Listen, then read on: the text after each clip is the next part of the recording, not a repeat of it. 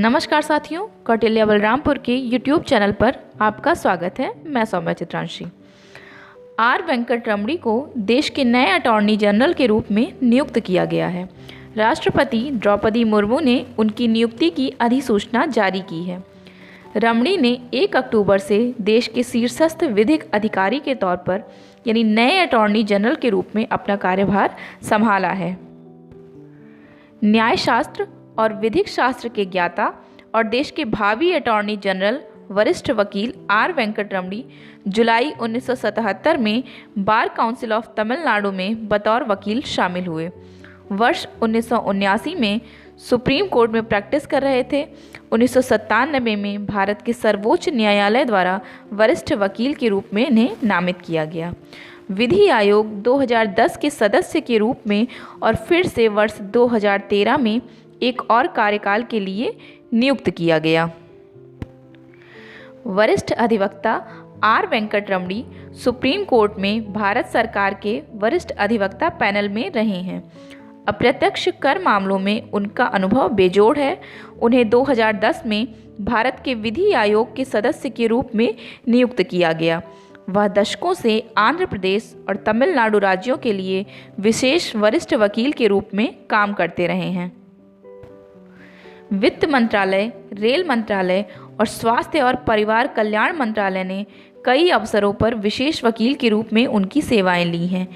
न्यायालय के कर्मचारियों से संबंधित मामलों में सर्वोच्च न्यायालय के वकील एक समान अवसर आयोग की संरचना और कार्यों की जांच और निर्धारण करने के लिए अल्पसंख्यक मामलों के मंत्रालय द्वारा गठित विशेषज्ञ समूह के सह चयनित सदस्य रहे हैं।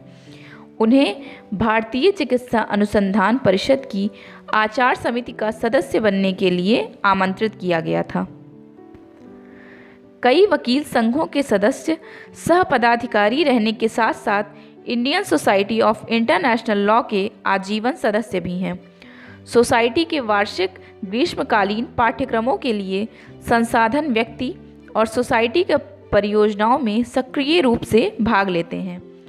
न्यायमूर्ति M.N. वेंकट चैलैया की अध्यक्षता में संविधान के कामकाज की समीक्षा करने वाले आयोग द्वारा गठित राज्य नीति के निदेशक सिद्धांतों पर अध्ययन के लिए बनाई उप समिति के सदस्य भी रहे हैं। वह मई 2002 में बर्लिन में आयोजित एक अंतर्राष्ट्रीय सम्मेलन के बाद भोजन के अधिकार पर एक उपकरण का मसौदा तैयार करने में लगे अंतर्राष्ट्रीय कार्य समूह से भी जुड़े हुए हैं। उन्हें नेपाली संविधान प्रारूपण और अनुभव साझा करने के अभ्यास में शामिल होने के लिए भी आमंत्रित किया गया था। उनके लिखे कई ग्रंथों का प्रकाशन हो चुका है।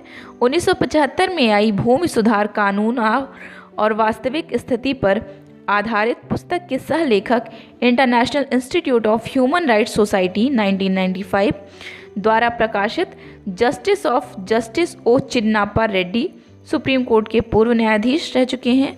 बटरवर्थ द्वारा प्रकाशित हाल्सबरी लॉज ऑफ इंडिया की श्रृंखला में टॉर्ट्स पर वॉल्यूम भारतीय कानून का पुनर्कथन जनहित याचिका कानूनों के पुनर्कथन संबंधी समिति द्वारा प्रायोजित भारत के सर्वोच्च न्यायालय और भारतीय विधि संस्थान की संयुक्त समिति।